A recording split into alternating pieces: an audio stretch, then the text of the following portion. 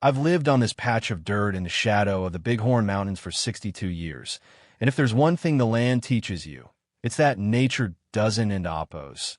T have a hidden agenda. People do. My family's been running cattle along the banks of the Clearwater River since my grandfather traded a handful of gold dust for a deed back in the 30s, and for 3 generations, we've had to deal with that water. We respect its power, and it gives us life. But that all changed on a Tuesday night in May, a night when the sky didn't end oppos. T just rain. It felt like the heavens had unzipped and decided to dump everything they'd been holding back for a century, turning our quiet valley into a churning, muddy mess. I was sitting on my porch, watching the flashes of lightning illuminate the cottonwoods, when I heard it, a sound that didn't end oppos. T belonged to the wind or the thunder, a sharp, violent crack like a mountain snapping in half, followed by a heavy thud that rattled the fillings in my teeth.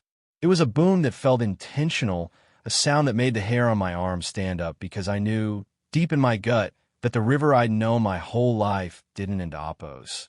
T make noises like that on its own. By noon the next day, while I was still out of my muck boots trying to clear debris from my north pasture, a fleet of shiny white SUVs pulled up to my gate, led by a woman named Victoria Vance. Now, Victoria is the kind of person who thinks a HOA presidency is a stepping stone to the White House, a woman who treats the local gated community, Crystal Creek Estates, like her own personal kingdom and views anyone who smells like manure as a second-class citizen.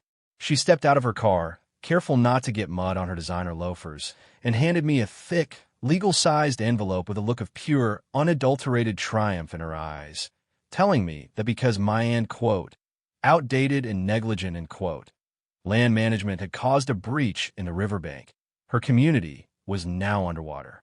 She didn't end oppos. T just wanted an apology. She wanted $24 million in damages for the destroyed basements, the ruined landscaping, and the end quote, emotional trauma, end quote, of her residents. I looked at that number, then I looked at her, and I couldn't end oppos. T helped but let out a dry, raspy laugh that probably sounded more like a cough, because $24 million is more than every ranch in this county is worth combined, and the idea that a man who still uses a tractor from the 70s, could be responsible for a river's tantrum was the most ridiculous thing I'd ever heard. The days that followed were a blur of lawyers, local news cameras parked at my gate, and the kind of cold silence from the town that makes you realize how quickly a lifelong reputation can be dismantled by a few well-placed rumors. People I'd known since kindergarten, folks I'd shared beer and brisket with at the county fair, were suddenly crossing the street when they saw me coming, whispering about how the end quote, crazy old rancher, end quote, had finally let his greed or his laziness ruin the valley. Victoria had been busy, she'd been very busy, writing op-eds in the local paper about, end quote, upstream accountability, end quote, and how my refusal to modernize the riverbank was a direct threat to the safety of modern families. It's a strange feeling, waking up in the morning and realizing you're the villain in someone else's carefully scripted play, especially when you know the script is full of holes. But in a small town, a loud lie often travels 3 times around the county before the truth can even get its boots on. I knew I couldn't end oppos. T fight this alone, so I called up an old friend of mine, a guy named Silas Thorne. Silas is the kind of attorney who prefers a fishing vest to a suit and spends more time arguing with the Department of Fish and Wildlife than he does in a courtroom. But he knows water law better than he knows his own kids' birthdays. We sat in my kitchen, the smell of strong coffee and old paper filling the room, as he laid out the maps and the geological surveys, shaking his head at the sheer audacity of the HOA's claim. Silas looked me in the eye and said, and quote, Hank, they aren't in oppos. T just blaming you because you're nearby. They're blaming you because they built those houses on a floodplain that every map in the state said was a death trap, and they need a fall guy so their insurance doesn't end oppos. T go up and their property values dawn in oppos. T plummet. And quote, he brought in a specialist, a woman named Dr. Eris Thorne. No relation, just a coincidence, who was a top-tier hydrologist until she got blacklisted by a certain developer for refusing to sign off on a project that would have drained a protected wetland. Eris spent 3 days trekking through the mud along the Clearwater, taking soil samples and measuring the velocity of the current, and what she found made my blood run colder than the river itself. She showed us a topographical scan that proved the HOA had secretly diverted a portion of the river's natural runoff channel 6 months prior to make room for a new, in quote, infinity pool and clubhouse, in quote, complex, a move that was as illegal as it was stupid. They had effectively created a bottleneck, turning the river into a pressurized hose, and when the bow hit, that pressure had to go somewhere. But the real kicker was the end quote. Boom, and quote.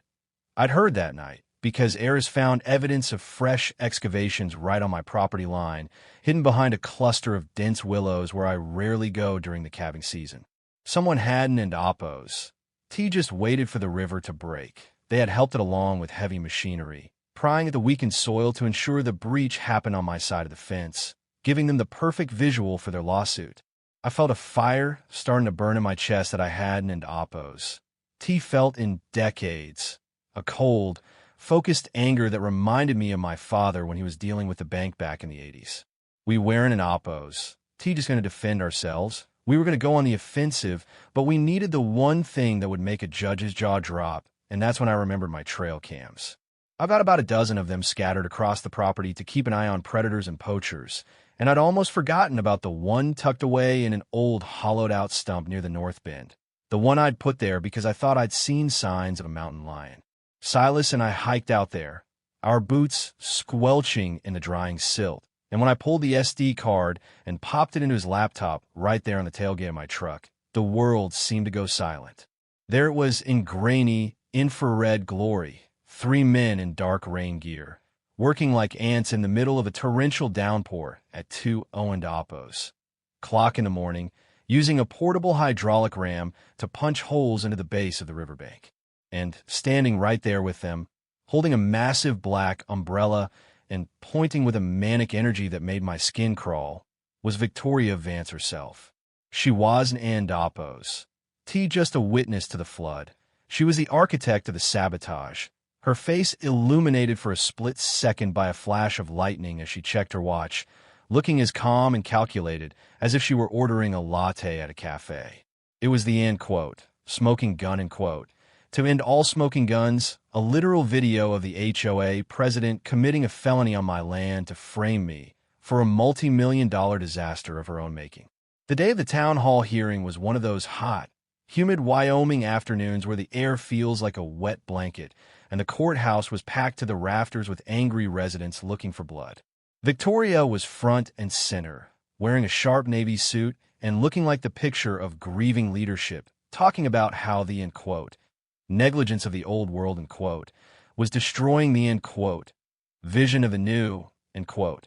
When it was Silas's turn to speak, he didn't in oppos. T start with a legal argument, he didn't in oppos. T even mentioned the diverter channel or the illegal clubhouse. He just walked up to the projector, dimmed the lights, and said, end quote, I think we spent enough time talking about what people think happened, so let's take a look at what actually did, end quote. When that video started playing, you could have heard a pin drop on a velvet rug. The entire room held its breath as they watched their, end quote, fearless leader, end quote, prying at the earth with a crowbar in the middle of a storm. The silence lasted for maybe 5 seconds after the video ended, and then the room exploded into a level of chaos I've never seen in this county.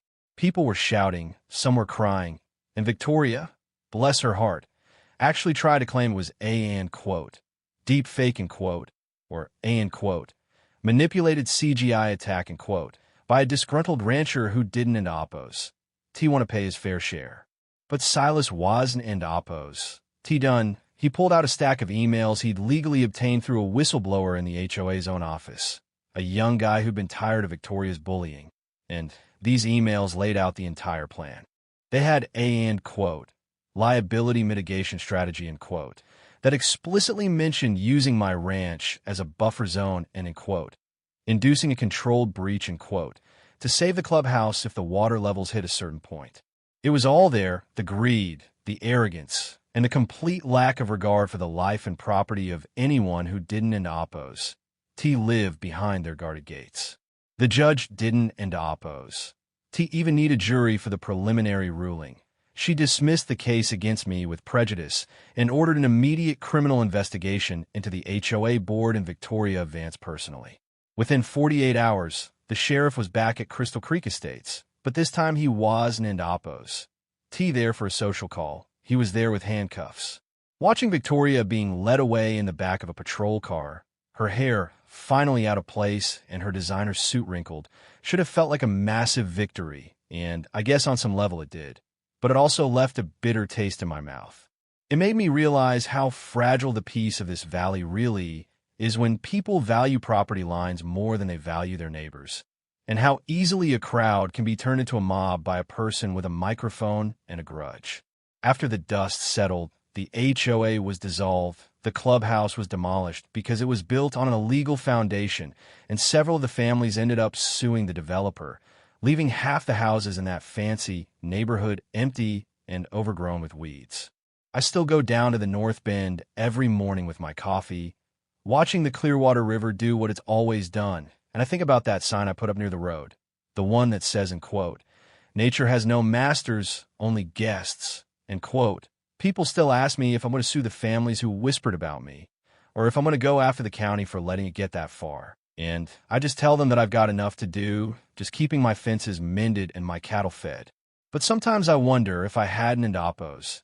T found that camera, if that old stump hadn't Apos. T been positioned just right, would I be sitting here today, or would I be bankrupt and broken, living in some tiny apartment in the city while Victoria Vance sat at her clubhouse, sipping mimosas? It's a scary thought. How much of our lives depends on a single piece of luck or a single decision to place a camera in the right spot. The town is quiet again, or at least as quiet as a living valley can be, but the trust hasn't Apos. T quite come back, and maybe it never will. You can rebuild a riverbank. You can even rebuild a flooded house. But once you break the bond between neighbors, that's a crack that no amount of money or apologies can ever truly fix. So now I'm curious, what would you have done if you were in my shoes and the people you grew up with suddenly turned on you over a lie? Would you have stayed and fought for your name? Or would you have just packed it in and let them have the land? It's easy to say you'd be the hero when you're watching from the outside, but when it's your life and your family's legacy on the line, the choices get a lot darker and a lot harder. Tell me what you think. Is there ever such a thing as a true apology in a case like this? Or is the damage to a community's soul just part of the cost of living in the modern world? Drop a comment below and let's talk about it, because I think we've all seen a Victoria Vance in our own lives at some point, and I'd love to hear how you handled it.